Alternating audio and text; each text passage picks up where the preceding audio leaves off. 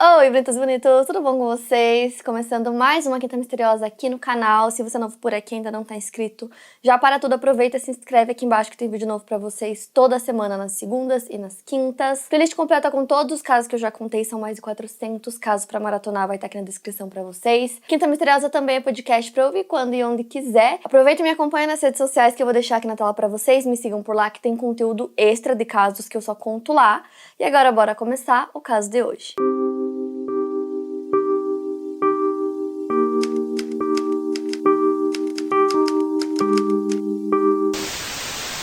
Maria Marta Garcia Belsunce nasceu no dia 24 de abril de 1952 em Pilar, uma cidade localizada na província de Buenos Aires, situada na região metropolitana da capital argentina. Maria Marta era filha de Horácio Adolfo Garcia Belsunce com sua esposa Luz Maria Galup Lanús. O casal teve outros dois filhos, Horácio Garcia Belsunce filho e Maria Laura Garcia Belsunce. O Horácio pai era presidente da Ordem dos Advogados e foi descrito como um homem muito sério e rígido. Devido ao trabalho e ao status de Horácio pai, a família Garcia era considerada de classe alta. Durante a infância, as crianças eram atendidas por um pediatra com boa reputação chamado Constantino Hurtig, apelidado de Dino, um homem que também veio de uma família de classe alta. A Luz Maria, a mãe da Maria Marta, começou a ter um caso extraconjugal com o Dino e abandonou o Horácio pai. Na época, principalmente em famílias de classe alta, as pessoas não se separavam. Então essa atitude da Luz de abandonar o Horácio para viver com outro homem fez com que eles não se falassem por 30 anos. Então, com o Dino, a Luz teve outros dois filhos, Irene e John, com quem a Maria Marta e seus irmãos se davam muito bem. Então os filhos conviviam tranquilamente, eram amigos e eles nunca deixaram de falar com a mãe. O clima ruim ficou mesmo entre a Luz e o Horácio pai. Quando a Maria Marta tinha 11 anos de idade, ela faz amizade com uma colega de classe chamada Inês Ongay. No documentário sobre esse caso, na Netflix, a Inês usa muitos adjetivos para descrever a Maria Marta, como, por exemplo, organizada, precisa, muito inteligente e incisiva. Maria Marta poderia ser brava e explosiva e costumava falar muito palavrão. Apesar de parecer uma pessoa fria, ela era, na verdade, muito carinhosa. Inês diz que ela não se abria muito fácil com as pessoas, mas estava sempre lá para apoiar suas amigas.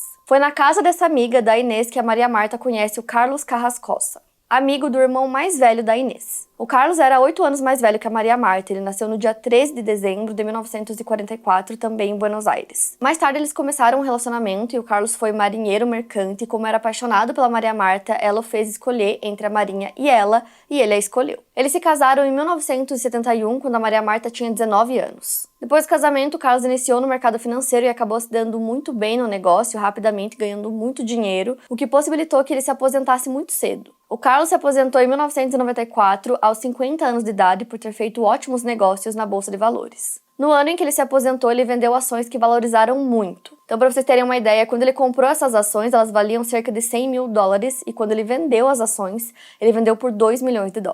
A Maria Marta estudou sociologia, ela se tornou socióloga, sempre tendo muito interesse em ajudar os outros. E mesmo tendo muito dinheiro, o Carlos e a Maria nunca esbanjavam. Eles sempre viajavam para vários lugares, mas eram pessoas simples. O Carlos começou a investir em um country club chamado Carmel Country Club, em Pilar, na Argentina. Acredita-se que ele tenha sido o primeiro comprador de um terreno no local. O Carmel Country Club era como se fosse um condomínio fechado onde pessoas com muito dinheiro viviam. Era um local bem calmo e considerado seguro. Segundo amigos, a Maria Marta nunca aprendeu ou gostou de cozinhar. Ela descobriu ao longo da sua vida que ela não poderia ter filhos e ela ficou muito magoada com essa notícia. Quando ela quis adotar uma criança, o Carlos não quis. E aí, quando ele quis, ela não quis. Com isso, eles não tiveram filhos, mas tiveram um casamento de muita parceria, segundo Carlos. Ele diz que os dois eram muito independentes e respeitavam as vontades e os gostos um do outro. Quem as conhecia disse que nunca viu o casal brigar e nem discutir por nada. Ao se mudarem para o Country Club, a Maria Marta passou a se dedicar mais ainda à filantropia e ajuda as pessoas mais necessitadas. Ela ajudava a distribuir comida para os pobres e se juntou ao Missing Children Argentina, que buscava por crianças desaparecidas. O Carlos se preocupava com o trabalho que a Maria Marta desempenhava no Missing Children porque, segundo ele, poderia ser um trabalho perigoso, já que a esposa lidava com pessoas na fronteira, com as autoridades e costumava aparecer bastante na TV por conta desse trabalho. Inclusive, ela era uma figura super conhecida dos repórteres argentinos, justamente por seu trabalho na busca por crianças desaparecidas. Além disso, ela também participava do programa de TV que o seu irmão tinha, o Horácio Filho. Ele se formou advogado a pedido do seu pai, mas sempre gostou mais da área da comunicação e, por isso, ele se tornou jornalista. Ele recebeu uma proposta da Rádio Argentina para apresentar um programa chamado De Frente,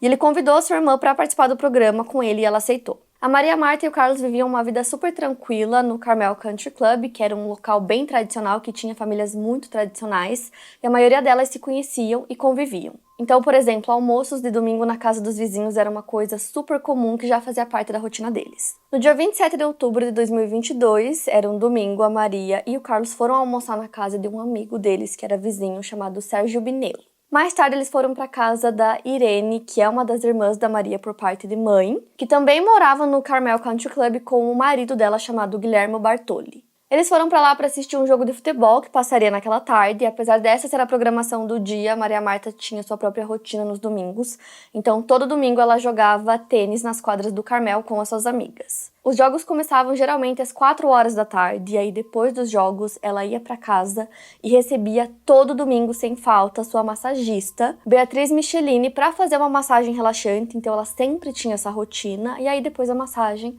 ela jantava com os amigos. Nesse domingo específico, ela não pôde, fazer essa rotina dela porque começou a chover, então não tinha como ela jogar com as amigas. Então ela foi pra casa da irmã pra assistir o jogo. A Irene tinha ido almoçar na casa de uma amiga dela, então quando ela volta pra casa dela, ela percebe que a Maria Marta tava lá, Então elas não conversaram muito porque a Irene não tava se sentindo muito bem, então ela decidiu ficar no quarto dela. E aí, assim que o jogo de futebol acabou, às 6h07, a Maria Marta disse que iria pra casa dela pra tomar um banho e esperar a massagista. Então ela avisou pro Carlos que ela iria pra casa pedalando, então ela veste um casaco e sai da casa da Irene por volta das 6h20. E aí, enquanto ela foi pra casa, o Carlos decidiu que ele continuaria na casa dos cunhados para assistir o próximo jogo, que começaria logo depois do que eles tinham acabado de assistir. O Guilherme, que é o marido da Irene, disse que ele não se lembra exatamente qual foi o horário em que o Carlos deixou a casa deles, mas ele disse que se lembra nitidamente que aconteceu um gol no jogo e que o Carlos teria saído da casa dele entre 5 a 10 minutos depois desse gol, porque ele disse que não tinha mais motivos para continuar assistindo o jogo. O gol do time independente aconteceu exatamente às 6h47 da noite. Então, estima-se que o Carlos tenha saído da casa do Guilherme entre 6h50 e 7 horas da noite. E aí, logo que ele saiu, ele viu um carrinho de golfe com um dos seguranças do condomínio, que foi falar com ele, porque a massagista estava no portão de entrada, pedindo que liberassem a entrada dela, só que ninguém atendia na casa da Maria Marta. Como ninguém atendeu, o porteiro disse para ela entrar com o carro dela que eles iriam verificar o que estava acontecendo. Então eles chamaram na rádio o segurança que estivesse mais próximo da casa da Maria Marta para ir até lá ver se estava tudo bem. E no caso, esse segurança era o José Ortiz. O José relatou que ele tocou a campainha diversas vezes, que ninguém atendeu, ele bateu na porta também e ninguém atendeu. E foi aí que ele viu o Carlos chegando. E aí o Carlos sinaliza pro segurança deixar a massagista entrar no condomínio e o carro da Maria Marta estava no mesmo local que ele sempre ficava.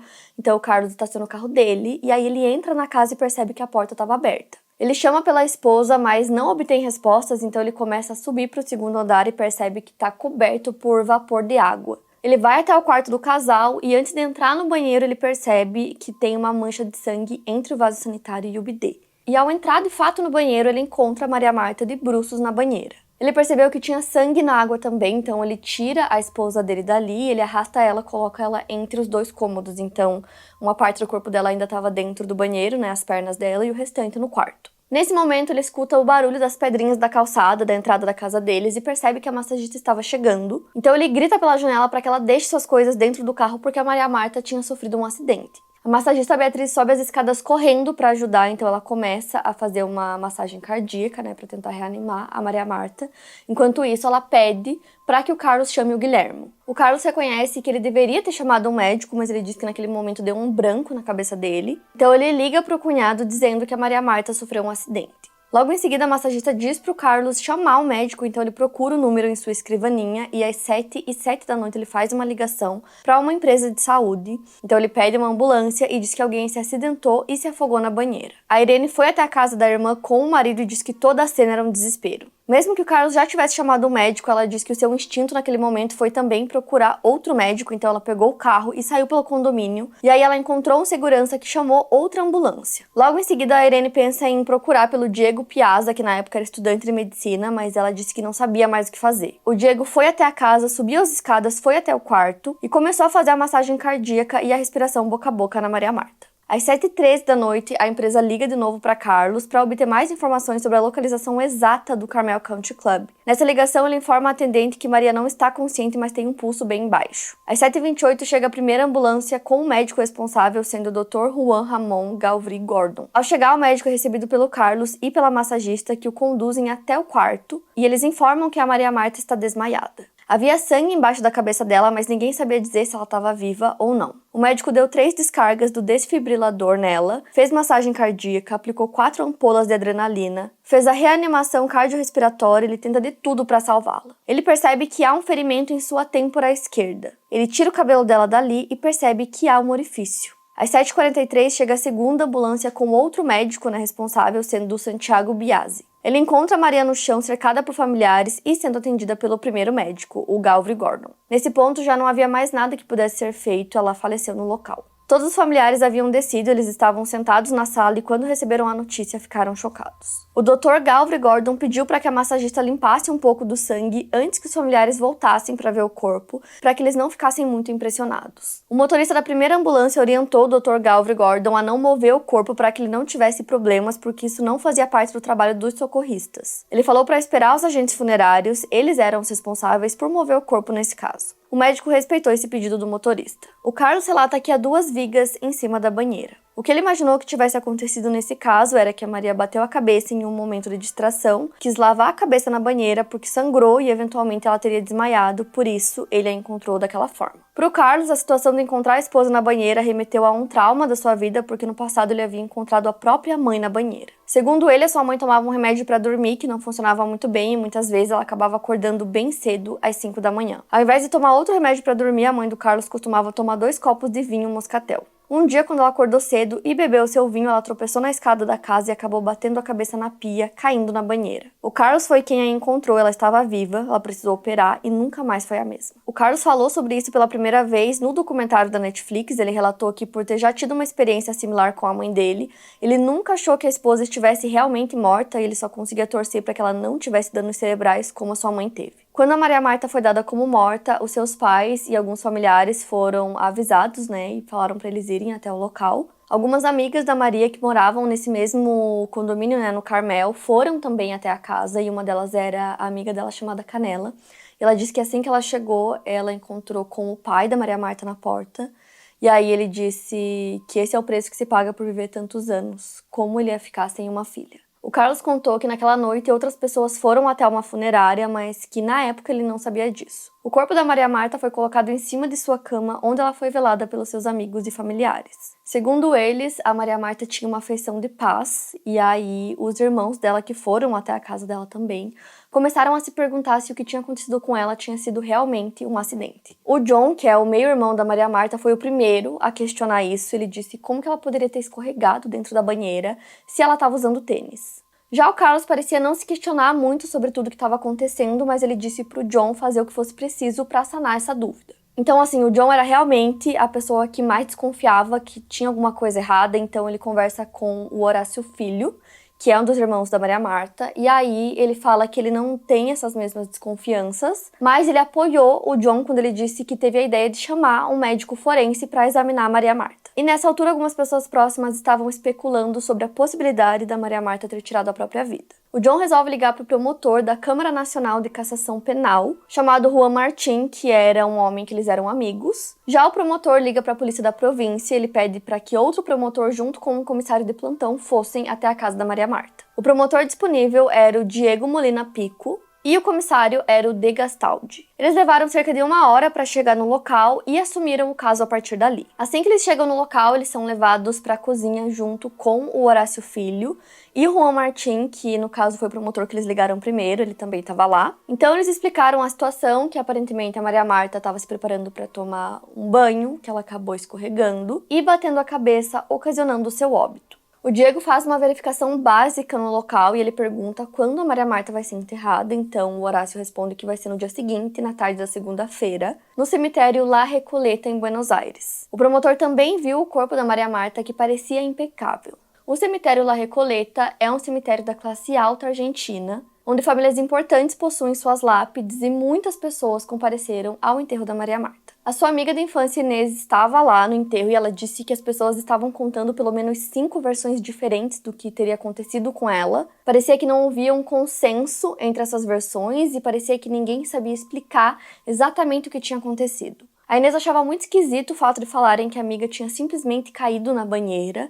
Então, como ninguém tinha um consenso nas versões, né, ela começou a acreditar que estava tudo muito esquisito e ela começou a achar que a amiga havia sido assassinada. 2 dias depois do enterro, no dia 30 de outubro, saiu o primeiro relatório policial sobre o caso. Em um primeiro momento, os policiais conversaram com a família e falaram sobre a primeira versão, que era aquela de que o Carlos chegou, encontrou a esposa e aí várias outras pessoas foram chegando para ajudar. A conclusão dos médicos naquele primeiro momento era de que a morte da Maria Marta teria sido uma morte acidental. Ao questionarem se alguém sabia de algo que pudesse levar a crer que, na verdade, o que tinha acontecido lá foi mais do que um acidente, ninguém se manifestou e, por conta disso, o relatório foi produzido de maneira mais neutra. Para o promotor Diego Molina, aquele relatório estava muito neutro, então ele decidiu chamar algumas testemunhas para conversar com elas e tentar entender qual teria sido a ordem dos fatos. Então, os familiares deram versões bastante similares entre si, e aí tudo mudou quando ele conversou com o segundo médico que chegou na casa, que deu uma versão completamente diferente. O médico era o Santiago Biasi e quando ele conversou com o promotor, ele relatou que quando ele chegou no local e examinou a Maria Marta, ela tinha pelo menos 3 orifícios na cabeça. Ele disse que, inclusive, ele avisou a família sobre isso e pediu que eles chamassem a polícia. Para ele, a morte dela parecia ter sido violenta e suspeita. Depois disso, o promotor pediu para que o Horácio Filho fosse até lá conversar com ele, porque ele estava furioso, já que ele e a família teriam mentido, na versão que eles contaram.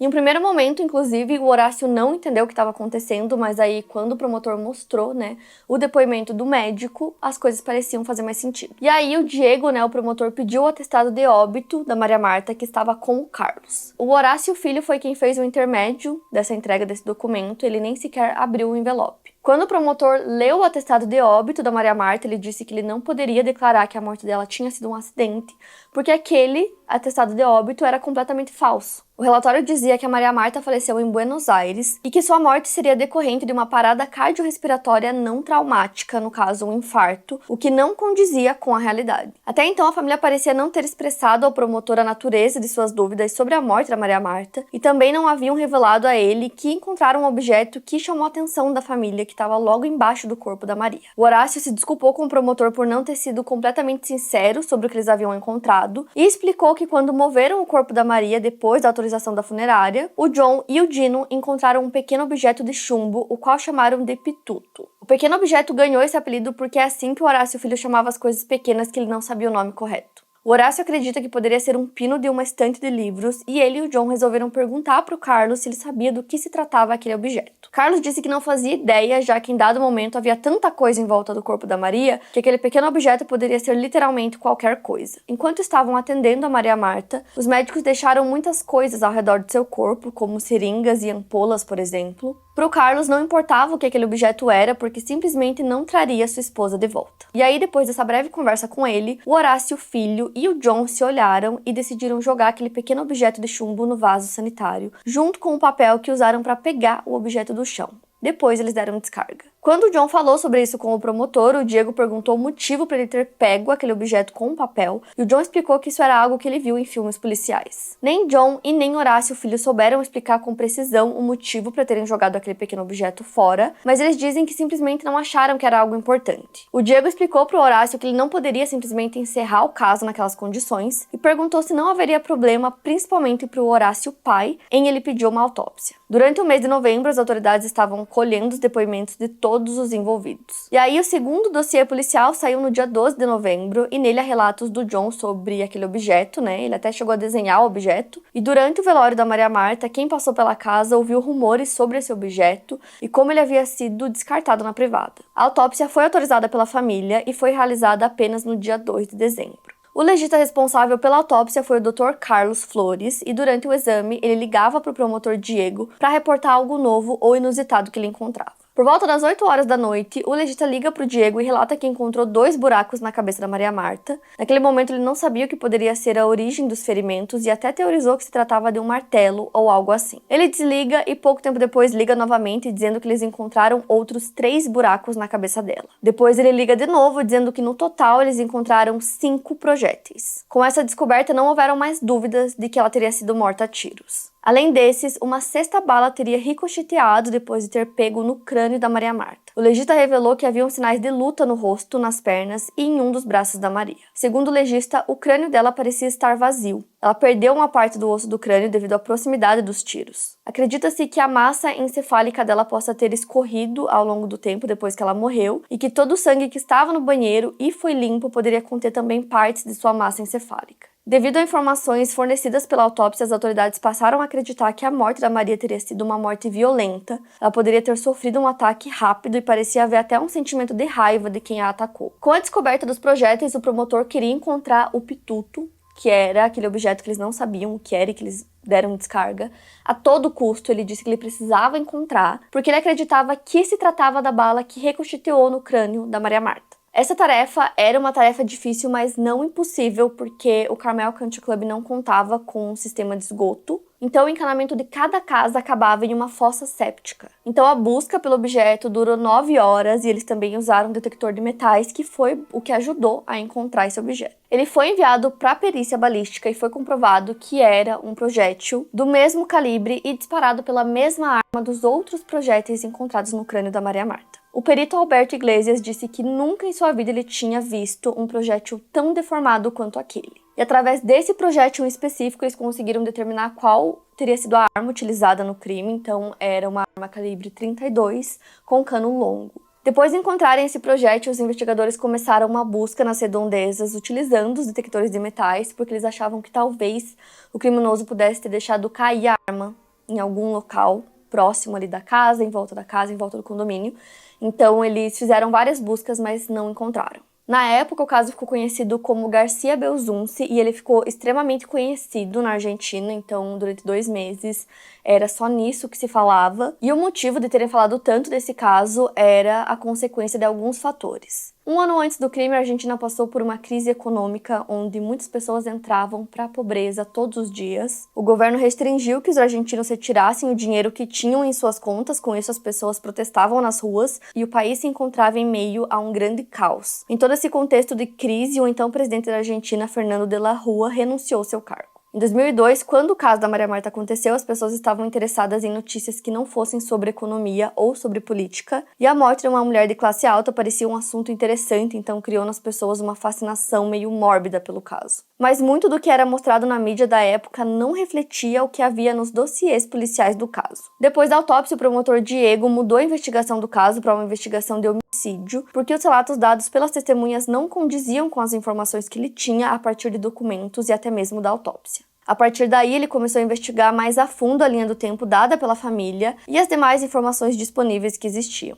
As conversas entre as companhias de saúde e seus clientes costumavam ser gravadas e o promotor Diego Molina teve acesso a essas gravações. Então, em uma gravação entre a central de ambulâncias e a empresa de saúde que o Carlos fez a ligação naquele dia, revelou que quem ligou da central de ambulâncias já sabia que a Maria teve uma fratura no crânio e que havia ocorrido a perda de massa encefálica. A pessoa na ligação disse que relataram que não houve nada intencional, mas ele não sabia dizer se isso era verdade ou não. Isso fez uma conexão com o que o médico da primeira ambulante, o Dr. Juan, diria à polícia posteriormente. Ele relatou que ao redor do corpo da Maria havia um grande coágulo de sangue no chão. Também, segundo ele, haviam grandes coágulos de sangue e a água do banheiro também estava vermelha por conta desse sangue. Então ele quis que toda aquela cena fosse limpa para que a família não visse a Maria Marta daquela forma. Então, mais uma vez, haviam inconsistências entre as versões. Até as versões dos 2 médicos que atenderam a cena naquele dia eram conflitantes. Para o Dr. Juan, a Maria Marta havia sofrido um acidente doméstico e caiu na banheira e ele disse que nunca teve dúvidas em relação a isso. Já para o Dr. Santiago, a Maria Marta não poderia ter sofrido um acidente na banheira. Algo que para ele chamou muita atenção foi o fato de que o Dr. Juan e a massagista limparam todo o sangue da cena. Para ele, aquilo se tratava claramente de uma cena de crime que deveria ter sido preservada até que os investigadores chegassem. Mas ainda segundo o Dr. Santiago, o Dr. Juan teria dito para ele que a morte parecia duvidosa e que poderia haver uma investigação policial a respeito dela. Por isso, ele não assinaria um atestado de óbito, já que deveria ter um médico forense na cena. Porém, isso também não é consistente com o que o Dr. Juan disse na ligação que ele fez para a central de ambulâncias no dia do crime. Então, nessa ligação, ele relata que a morte não era suspeita e disse que ele faria a declaração de morte e depois veria como as autoridades lidariam com isso. O Horácio Filho disse que nenhum dos médicos assinou a certidão de óbito e que eles disseram que a funerária iria lidar com isso. Então, com a investigação voltada para a família e para os amigos da Maria Marta, o promotor Diego conseguiu descobrir quem teria ido até a funerária naquele dia, que, como eu disse para vocês, era uma informação que o Carlos disse que ele não sabia que aquilo estava acontecendo, então ele não podia dizer quem tinha sido. Logo depois que descobriram a morte da Maria Marta, como eu falei para vocês, muitos familiares e amigos foram até a casa dela.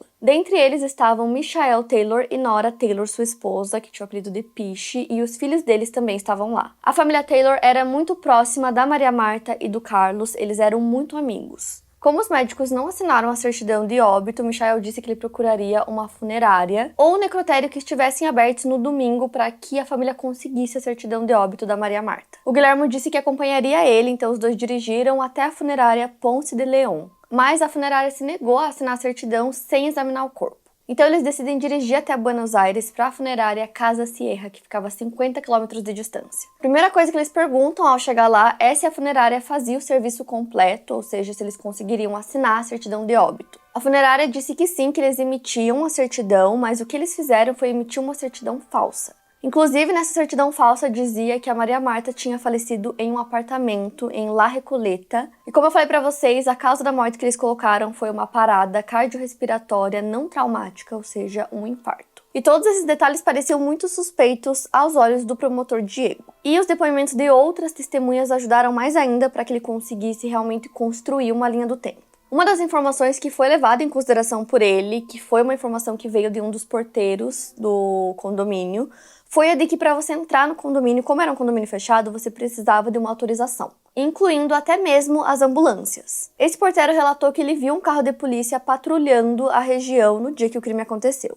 Ele acreditou que a polícia logo entraria no condomínio para investigar, já que as duas ambulâncias já tinham entrado. O porteiro conversa com o colega dele e eles decidem ligar para o presidente do Country Club, chamado Alberto White, para perguntar o que eles deveriam fazer caso a polícia quisesse entrar. Então, Alberto decide ligar para a casa da Maria Marta e quem atende é um amigo da família que, inclusive, também morava no condomínio. Esse amigo disse para o presidente que ele deveria impedir que os policiais entrassem no local e que, se fosse preciso suborná-los, ele estava autorizado a fazer isso. O promotor insistiu na investigação do caso e os investigadores pediram para utilizar luminol, que era um recurso novo na época. O promotor autorizou o uso do luminol na cena e a substância mostrou respingos de sangue por algumas paredes da casa da Maria Marta, bem como um rastro de 4 dedos ensanguentados na parede. Evidências de sangue foram coletadas e os peritos precisaram extrair DNA dessas amostras. Segundo a perita genética Mercedes Lojo, eles foram capazes de estabelecer 3 perfis de DNA a partir daquele sangue, fora o DNA da própria Maria Marta. Esses DNAs pertenciam a 2 homens e uma mulher, e um desses homens possuía algum grau de parentesco com a Maria Marta. Porém, esse sangue teria se misturado com o dela, o que pode ter contaminado a amostra.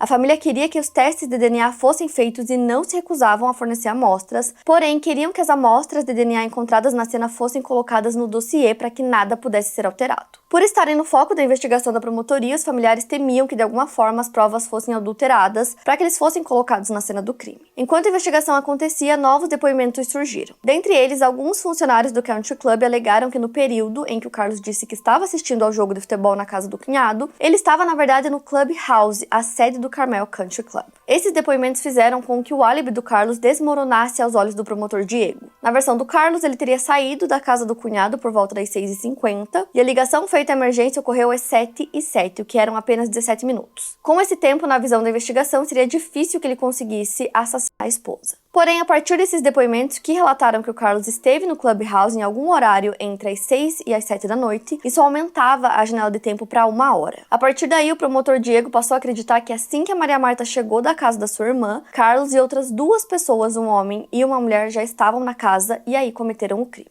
Em 15 de janeiro de 2003, o Carlos foi intimado por encobrimento e logo em seguida o promotor Diego pediu a prisão preventiva do Carlos por homicídio qualificado. O Carlos estava morando com um amigo em Escobar na época e viu pela televisão que havia um mandado de prisão em seu nome. Ele se entregou para a polícia sem qualquer resistência. A prisão preventiva do Carlos precisava ser confirmada pelo magistrado Carlos Barrota Vena. Ele liberou o Carlos da prisão poucos dias depois porque, apesar do promotor Diego ter encontrado provas suficientes para ligá-lo ao assassinato, o magistrado queria que outras linhas de investigação fossem exploradas. Uma pessoa que para a família deveria ter sido considerada como suspeita desde o início era um vizinho chamado Nicolás Pachelo. Nicolás é filho de um piloto de corridas chamado Roberto Pachelo, sua mãe se chamava Sylvia Ryan, e o relacionamento entre Roberto e Sylvia não durou muito tempo. O Nicolás cresceu entre a alta classe de Buenos Aires, estudou em um colégio caro e apresentava um comportamento violento recorrente, entrando em brigas e destruindo carros de amigos em saídas de baladas. Supostamente, o Roberto Pachelo, pai do Nicolás, teria tirado a própria vida em sua casa em Pilar. Sua mãe Sylvia também sofria com problemas psicológicos e ele basicamente teria sido criado pela segunda esposa do seu pai. Inclusive, seu pai teria sido um dos fundadores do Carmel Country Club e por isso o Nicolás morava no local. Mas ele era considerado o vizinho indesejado, pois alguns objetos de uso comum do country já haviam sumido no passado, como tacos de golfe, móveis de espaços comuns e até mesmo um computador, e tudo apontava para ele como sendo a pessoa que roubou esses objetos. A Maria Marta tinha desconfianças em relação ao Nicolás. Uma vez o cachorro que ela tinha com o Carlos simplesmente desapareceu e ela tinha certeza que o Nicolás tinha sequestrado o cachorro. Inclusive, eles receberam uma ligação pedindo o resgate do animal, mas o Carlos não deixou que ela pagasse nenhum valor para ter o cachorro de volta. Além disso, um cofre teria sido roubado da casa deles também. A Maria Marta fazia parte de uma associação beneficente e, segundo outras duas mulheres que também participavam do grupo, a Maria Marta era responsável por levar esse cofre para casa todos os dias. Elas descobriram que o cofre tinha sido roubado porque elas precisavam pegar um talão de cheques que estava dentro do cofre. Então eles vão até a casa da Maria Marta para pegar o cofre e aí eles descobrem que tinha sido roubado. Então, por conta disso, pelo Nicolás ser uma pessoa indesejada pelos vizinhos, eles acreditavam que ele poderia ter cometido o crime naquele dia, ele poderia ter tentado roubar alguma coisa da casa da Maria Marta. Então a teoria seria de que ele teria planejado um assalto que não saiu da forma como ele planejava e ele teria acabado assassinando ela. Enquanto alguns olhos se voltavam para o Nicolás, algumas pessoas também começaram a comentar sobre um outro mistério envolvendo o caso. Esse mistério seria a identidade de uma mulher misteriosa que ficou conhecida como a Mulher de Rosa. Essa mulher estava vestindo roupas de faxineira na cor rosa e ela foi vista por várias pessoas no dia em que o crime aconteceu dentro da casa da Maria Marta e do Carlos.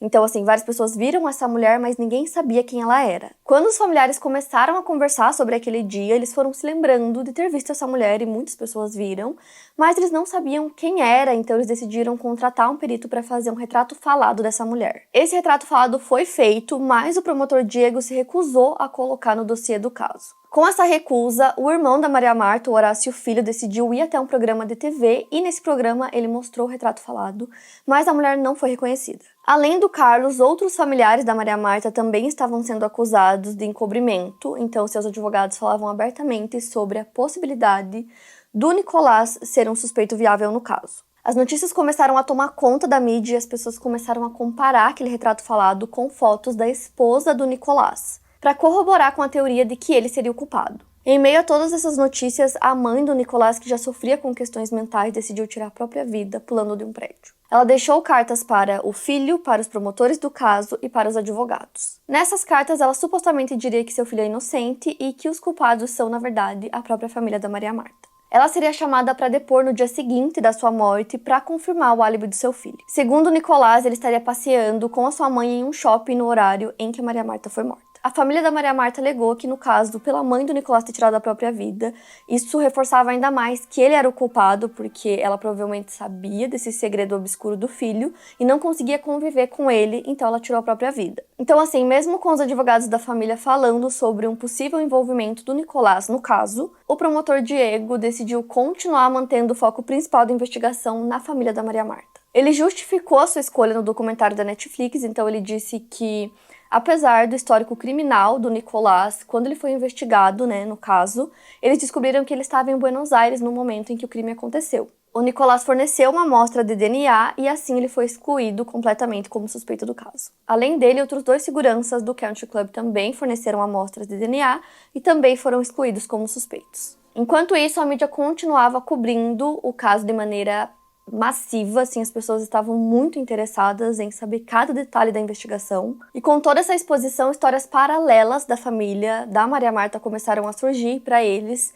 Era uma jogada da própria mídia para conseguir ganhar dinheiro às suas custas. Os programas de TV faziam reproduções de como o crime teria acontecido e fomentavam versões e teorias como, por exemplo, um possível envolvimento homossexual entre Maria Marta e outra mulher. Médiuns teriam aparecido para dizer que tinham respostas sobre o que aconteceu. As teorias criadas pela mídia iam longe, supondo até que o Carlos era irmão biológico da Maria Marta, que ambos sabiam disso, mas decidiram seguir com o relacionamento sem ter filhos. Em relação às amostras de DNA, a família permanecia relutante em fornecer essas amostras, até que o DNA original encontrado na cena do crime fosse colocado no dossiê. A família Garcia Belzun se vivia em pé de guerra com o promotor Diego Molina. Eles queriam que ele fosse afastado do caso porque, em sua opinião, o seu foco, permanecer em familiares como prováveis suspeitos, estava atrasando o andamento da investigação. Apesar de todo o circo midiático em torno do caso, o promotor Diego não costumava se manifestar na mídia sobre o que estava acontecendo. Ele deu sua primeira entrevista apenas um ano depois do início da investigação. E nessa entrevista ele falou apenas que estava em um impasse devido à falta do fornecimento do DNA por parte da família da Maria Marta. Com isso, ele estava impossibilitado de comparar os DNAs da família com os da cena do crime. Ele finalmente revela sua teoria sobre o caso, baseado nas investigações que tinha feito até então. Para ele, a Maria Marta foi morta por seu marido e outras 2 pessoas. Segundo ele, o motivo de sua morte estava ligado à lavagem de dinheiro do narcotráfico. Em sua teoria, a família Garcia Belzun se beneficiava do dinheiro de uma máfia mexicana chamada Cartel de Juarez. O dossiê do caso revelou que a ligação da família com essa máfia estava em Nora Taylor. Isso porque a irmã da Nora aparecia como laranja nos negócios que o cartel de Juarez fazia na Argentina. As informações de que a irmã da Nora era uma laranja teria chegado ao Banco General de Negócios, que pertencia aos irmãos Rom, com quem o Carlos se associou durante anos. O promotor foi mais a fundo em sua teoria e explicou que acreditava que alguém da família da Maria Marta utilizava algumas das contas de instituições beneficentes das quais ela participava para lavar o dinheiro. Maria Marta supostamente teria descoberto que isso estava acontecendo e ameaçado revelar todo o esquema para as autoridades e, por isso, alguém tomou a decisão de silenciá-la. O Diego sempre acreditou que o Carlos estava presente durante a morte da sua esposa e que tudo o que aconteceu depois foi encenado por ele. Apresentando essa teoria baseada no dossiê do caso, o promotor Diego Molina Pico pediu para que o caso fosse levado a juízo oral e público. Carlos foi acusado de homicídio e encobrimento do crime. Outros membros da família da Maria Marta ou pessoas envolvidas no caso foram acusados de encobrimento, sendo eles Dino Hurtig, Horácio Filho, John Hurtig, Beatriz Michelini, Sérgio Binello, Juan Galvry Gordon e Guilherme Bartoli. Os advogados da família se reuniram e decidiram que somente o Carlos deveria ir ao tribunal, porque uma vez que ele fosse inocentado, todos os demais seriam. O Carlos disse que queria resolver isso o mais rápido possível, ele estava disposto a fornecer o DNA dele, para que fizessem os testes e comprovassem que ele era inocente, mas o restante da família não estava tão disposto assim. E, de novo, eles não queriam fornecer essa amostra porque eles queriam que fosse colocado no dossiê primeiro sobre essas amostras, para depois eles fornecerem, para que a polícia não pudesse modificar isso e colocar a informação que eles quisessem como o culpado pelo crime. O julgamento do Carlos começou no início de 2007 e mesmo que não fosse televisionado, sempre tinham muitos repórteres do lado de fora. E ao todo eram 3 dias de debate por semana, então o julgamento duraria meses. O Carlos se declara inocente. Junto ao promotor Diego Molina estava Gustavo Hetting, um advogado convocado pelo advogado do Guilherme Bartoli para representar a mãe da Maria Marta nesse caso. Na justiça argentina, o promotor é quem representa o povo e a vítima, mas a vítima tem o direito de escolher um outro advogado para também representá-la. Em grande parte dos casos, esse advogado trabalha junto com o promotor na mesma linha de pensamento, mas esse não era o caso. O advogado Gustavo estava lá porque a família sempre quis ser mais ativa no caso e queria que o verdadeiro culpado fosse encontrado, porque ninguém da família achava que teria sido Carlos. Ao total, foram chamadas 230 testemunhas para depor. Logo no primeiro dia, os advogados do Carlos pediram aos juízes que as pessoas que foram acusadas de encobrimento pudessem depor. O promotor Diego argumentou contra isso, dizendo que eles não poderiam testemunhar, já que isso confundiria as coisas, e ele disse que eles não poderiam ser considerados nem réus e nem testemunhas, porque no caso ainda não era o julgamento deles. O Horácio Filho estava presente no primeiro dia do tribunal e foi convidado a se retirar, justamente porque ele estava sendo acusado de um crime relacionado ao caso. Então, nesse caso, nem ele e nem os demais acusados de encobrimento puderam ficar no tribunal durante o julgamento do Carlos. Os primeiros meses do julgamento consistiam basicamente em uma pessoa lendo o dossiê na frente de todo mundo para que eles soubessem todas as informações do caso. A partir daí, as testemunhas começaram a ser convocadas para depor. Uma das testemunhas foi o médico Santiago, que chegou na segunda ambulância. Ele conta mais uma vez que ele falou para o primeiro médico que aquilo se tratava de uma morte violenta e alega que se ele fosse o principal responsável pelo caso naquele dia, ele teria denunciado o crime. Segundo ele, o Carlos estava bastante calmo e ele ficava repetindo que teria sido combinado com o primeiro médico, o Dr. Juan. O Dr. Santiago disse que eles relataram para ele que já haviam feito respiração boca a boca na Maria Marta,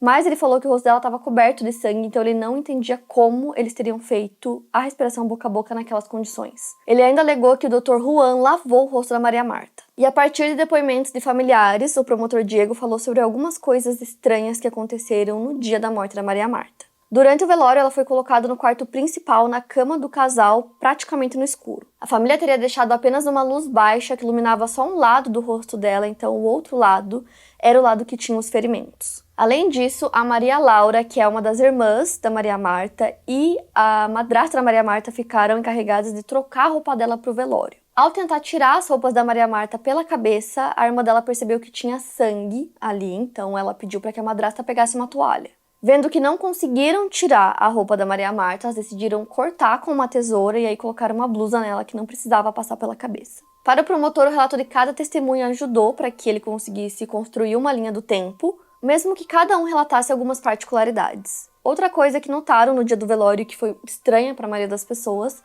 foi que a Maria Marta estava maquiada. A funcionária da funerária disse que quando ela viu o corpo da Maria Marta, parecia que ela estava dormindo porque ela estava maquiada e com o cabelo penteado. Mas aí uma das amigas da Maria, chamada Viviana, disse que ela nunca usava maquiagem. A Maria Laura, a irmã dela, que trocou suas roupas, disse que nem ela e nem a madrasta passaram maquiagem no seu rosto e nem pentearam seu cabelo.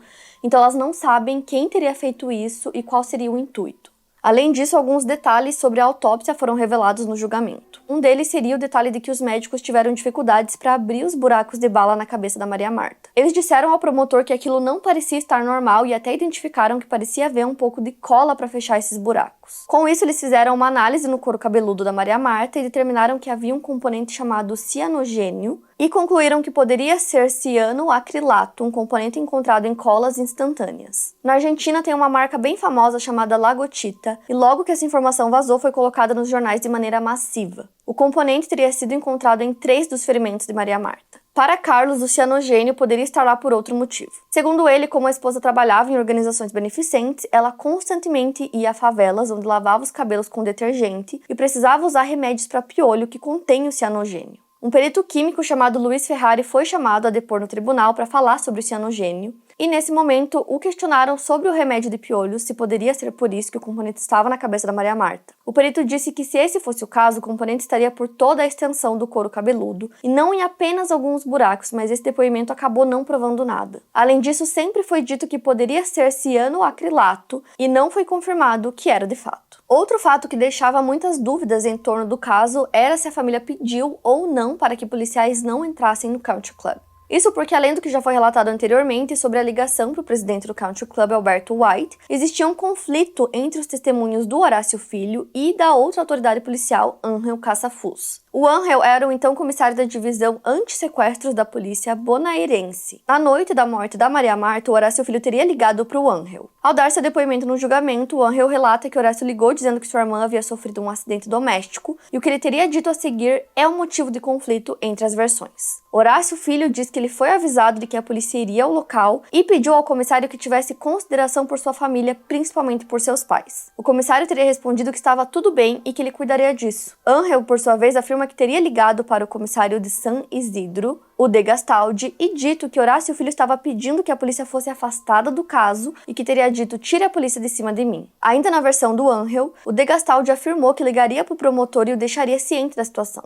Horácio Filho rebateu afirmando que Ángel nunca ligou para a polícia. Então, apesar dessas versões conflitantes do que aconteceu ou do que não aconteceu, fato é que a polícia não entrou no Country Club naquele dia. E aí, em meio ao julgamento, o promotor decidiu colocar no dossiê as informações, das amostras de DNA que foram coletadas na casa da Maria Marta.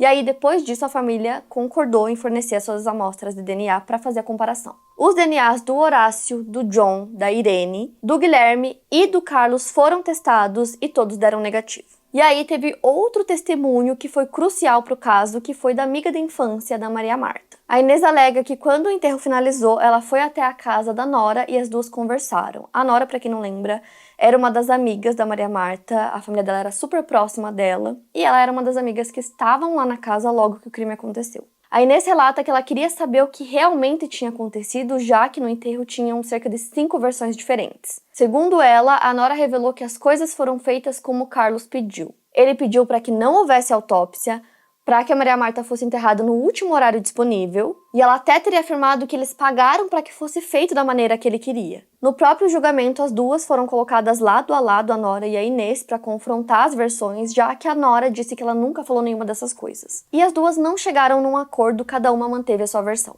Durante o período do julgamento e como parte dele, várias pessoas, os juízes, os promotores e os advogados foram fazer uma inspeção visual no Country Club para conseguir visualizar todas as versões que foram dadas pelas testemunhas. O Nicolás também foi chamado para depor. Ele disse que ele não conhecia a Maria Marta, que ele nem sequer sabia onde ficava a casa dela dentro do Country Club. Ele disse que sabia onde as casas ficavam dentro do condomínio porque ele se interessava pela arquitetura, mas ele não sabia quem eram os donos de todas as casas. O Nicolás conhecia a Beatriz, que era a massagista da Maria Marta. No tribunal, ele foi questionado se alguma vez a Beatriz teria comentado com ele sobre a quantidade de dinheiro que tinha na casa da Maria Marta e do Carlos, e ele disse que não e que isso não lhe interessava. Apesar do álibi do Nicolás ter sido confirmado, algumas crianças disseram que viram ele próximo da casa da Maria Marta naquela noite. Uma dessas crianças era o Pedro Aspiros, e em 2007 ele já podia depor. Ele disse que ele e um amigo estavam andando de bicicleta quando os dois viram o Nicolás próximo da casa da Maria Marta. Os dois se lembravam disso porque eles reconheceram o Nicolás e as crianças do condomínio costumavam ter medo dele. No total, 4 pessoas alegaram terem visto o Nicolás dentro do condomínio naquele dia, em horário próximo, em que o crime aconteceu, mas ele continua negando, dizendo que ele não estava lá, que ele estava em Buenos Aires. E aí o foco do julgamento voltou para o Carlos e sobre onde ele realmente estava no momento do crime. A Catalina Vargas deu depoimento. Ela era uma empregada que trabalhava na casa da Irene e do Guilherme, e ela disse que ela foi até a sala onde eles estavam assistindo o jogo para limpar a sala, pegar as xícaras que estavam lá, e que às 6 da tarde não tinha ninguém lá. Ela disse que se lembra de ser exatamente 6 horas da tarde porque ela ouviu no rádio o bip e eles dizendo que era exatamente 6 em ponto.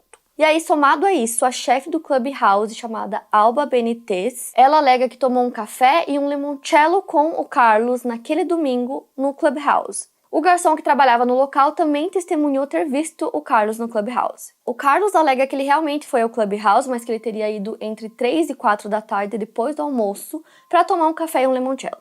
Já a Alba relata que ele estava lá entre 6 e 7 horas da noite, mas ela não sabe dizer o horário com precisão. Nesse ponto, começam a suspeitar que o Carlos estava mentindo para acobertar outra pessoa. Outras testemunhas também relataram horários diferentes daqueles que o Carlos teria dito no seu primeiro depoimento. A Beatriz, a massagista, chegou no Country Club às 6h55. Os vigilantes disseram que demorou muito para liberarem a entrada dela no condomínio, então ela ficou esperando cerca de 20 minutos.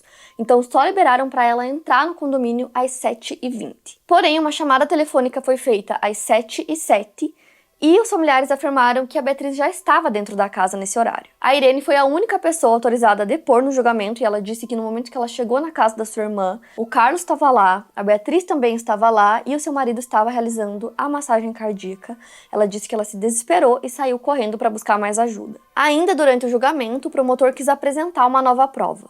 Segundo ele, novas tecnologias disponíveis permitiram que a primeira ligação feita pelo Carlos fosse submetida a uma perícia e os ruídos de fundo foram melhorados. Esses ruídos de fundo eram as vozes das pessoas que estavam presentes e conversando entre si. Algumas coisas que foram identificadas nesse áudio foram pequenas frases como "ela está morta", "toque-a", "fecha a porta", "alguém está vindo". Para o promotor estava muito claro que nesse momento a Maria Marta já estava morta e eles moveram seu corpo. Como a Beatriz estava fora do Country Club nesse momento, segundo os vigilantes, ele concluiu que quem estava na cena era Carlos, Irene e Guilherme. O Carlos sempre manteve sua versão inicial, dizendo que tudo o que ele se lembrava de ouvir era o cunhado dizendo "vamos, nega", que é a forma como ele chamava a cunhada enquanto tentava reanimá-la. Ao todo foram 4 meses de julgamento e o promotor Diego Molina queria que o Carlos fosse condenado à prisão perpétua por assassinato ou a pena máxima por encobrimento. Em seu argumento final, o Diego não falou nada sobre sua teoria do cartel de Juarez. O motivo para o crime não foi apresentado nesse julgamento. O promotor até tentou dizer que a morte foi consequência de uma briga conjugal, mas não conseguiu provar isso,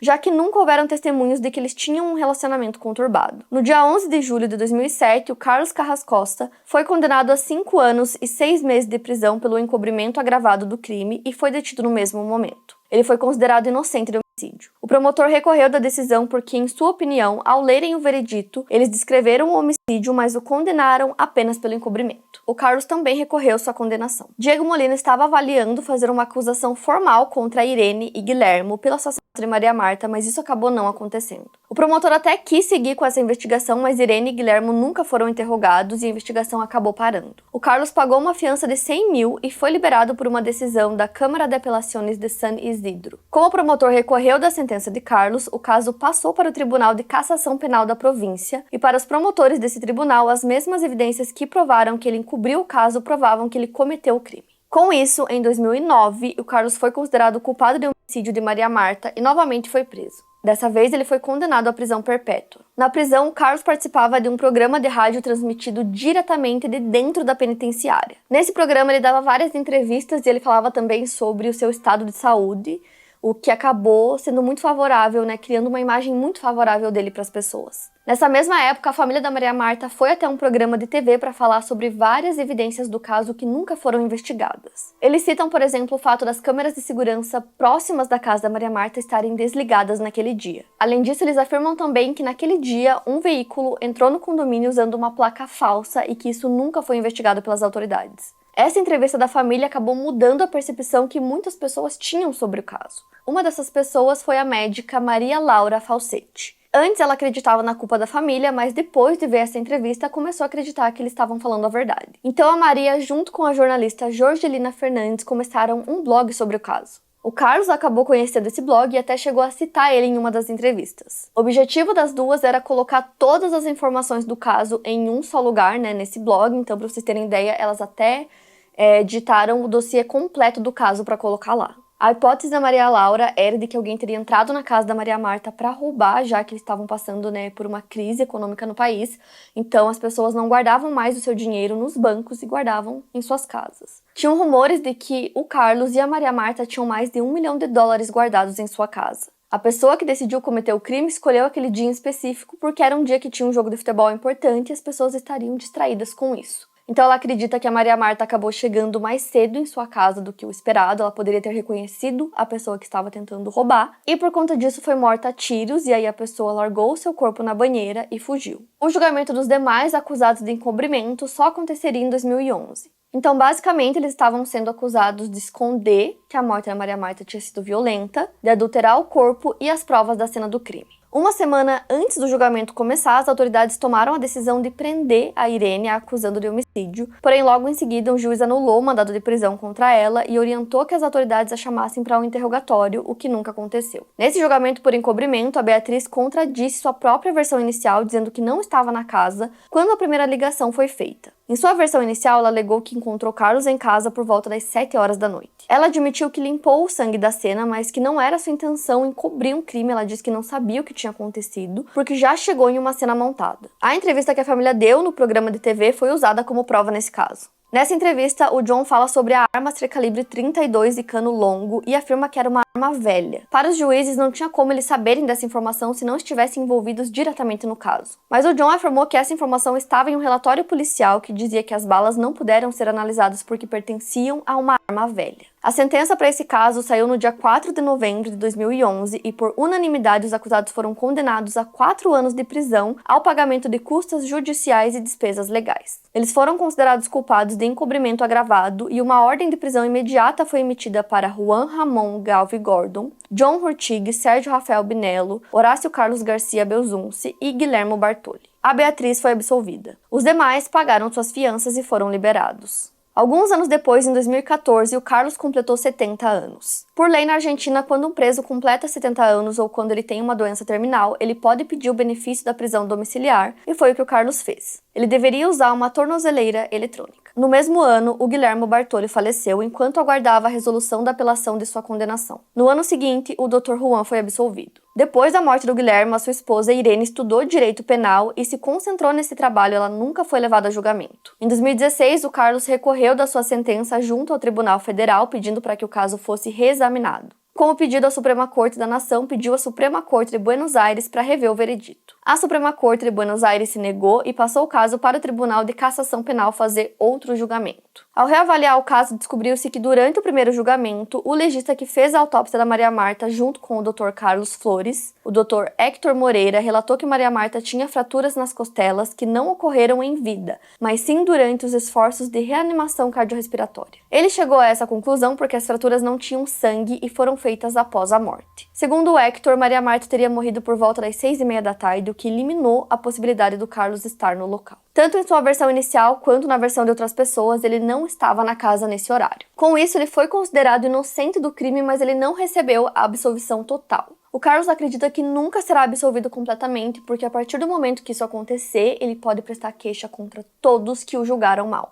O Nicolás se tornou um jogador famoso de pôquer, ganhou muito dinheiro e ao mesmo tempo gastou muito dinheiro também. Ele acabou se envolvendo em outras investigações e acabou sendo preso por vender drogas em raves. Em 2017 ele foi preso novamente por um caso de roubo dentro do Country Club, onde eles tinham as imagens das câmeras de segurança e ele foi reconhecido. A partir desse momento, 2 promotores decidiram investigar o caso novamente, só que dessa vez colocando o Nicolás como principal suspeito. E com isso, o caso voltou para a atenção da mídia depois de anos. O Carlos acabou nunca voltando a morar na casa que ele morava com a Maria Marta. Eventualmente, ele vendeu essa casa para o advogado que representou a mãe da Maria Marta no julgamento dele. O Horácio Filho, o John e o Sérgio foram absolvidos só em 2020, devido à demora judicial para avaliar suas apelações. E aí acontece a maior reviravolta desse caso, porque no dia 27 de março desse ano, 2024, o Nicolás foi condenado à prisão perpétua pelo assassinato da Maria Marta. Em um primeiro julgamento oral, ele já estava preso por mais de 20 roubos, mas ele acabou sendo absolvido do crime de assassinato em dezembro de 2022 pelo benefício da dúvida. Porém, nesse mesmo julgamento, ele foi condenado a 9 anos de prisão por diferentes roubos. Mas em julho de 2023, o juiz reduziu sua pena em 7 meses por conta de um benefício chamado estímulo educacional, que no caso é porque o Nicolás concluiu o ensino médio, iniciou a licenciatura em comunicação social e fez cursos de informática e carpintaria. Após um recurso, o Tribunal de Cassação considerou que o Nicolás entrou na casa da Maria Marta e do Carlos para roubá-los, foi surpreendido pela Maria Marta e por ela o reconhecer e já suspeitar que ele tinha roubado seu cachorro no passado, ele a matou com 6 tiros. A condenação do Nicolás tem 311 páginas. Em um trecho, há uma descrição detalhada de uma espécie de complô entre o Poder Judiciário de San Isidro para encobrir os erros cometidos pelo promotor Diego Molina Pico. O trecho detalha também como diversos depoimentos foram excluídos e foram anuladas escutas telefônicas nas quais o Nicolás praticamente confessava o crime. Funcionários ligados à família do Nicolás afirmam que ele comprou uma arma do calibre da arma do crime. Ele também teria pago um valor alto a um advogado para defendê-lo, mesmo que ele ainda não tivesse sido acusado. O depoimento do irmão do Nicolás, do Fernando, no qual ele declara que o Nicolás havia assassinado Maria Marta, também foi excluído. Além disso, imagens de câmeras de segurança mostraram que ele só saiu do Country Club depois do crime e não antes, como ele havia alegado durante todos esses anos. O Nicolás pediu por liberdade condicional e liberdade temporária, mas ambos foram negados. Então, assim, depois de praticamente 21 anos, desde que o caso aconteceu, com muito mistério envolvendo o caso, muitas prisões de pessoas próximas da Maria Marta, o caso finalmente foi solucionado. E o culpado é simplesmente um dos suspeitos que foi um suspeito desde o início do caso. Então é muito doido pensar que desde o início a família da Maria Marta apontava, o Nicolás como o suspeito. Eles acreditavam muito que era ele. Já tinham acontecido algumas coisas, pra Maria Marta já ter um tipo de desavença com ele, digamos assim, por conta do cachorro. Então é muito doido quando a gente pega esses casos assim, que o foco da investigação fica muito em cima de uma coisa específica, e aí outra coisa que estava lá o tempo todo acaba não sendo investigada, Eu citei algumas vezes durante o vídeo o documentário na Netflix sobre esse caso que chama Quem Matou Maria Marta, então pra quem quiser assistir eu recomendo, porque ele é muito bom E aí vocês vão ver várias pessoas que eu citei aqui dando entrevista, né, nesse documentário. Quero muito saber o que vocês acharam desse caso, então me contem aqui nos comentários. Playlist completa do Quinta com todos os casos que eu já contei aqui na descrição pra vocês. Quinta Misteriosa também é podcast pra ouvir quando e onde quiser. Não esquece de me acompanhar nas redes sociais, que eu vou deixar aqui na tela pra vocês. Me sigam por lá que tem conteúdo extra. E é isso, eu vejo vocês no próximo vídeo.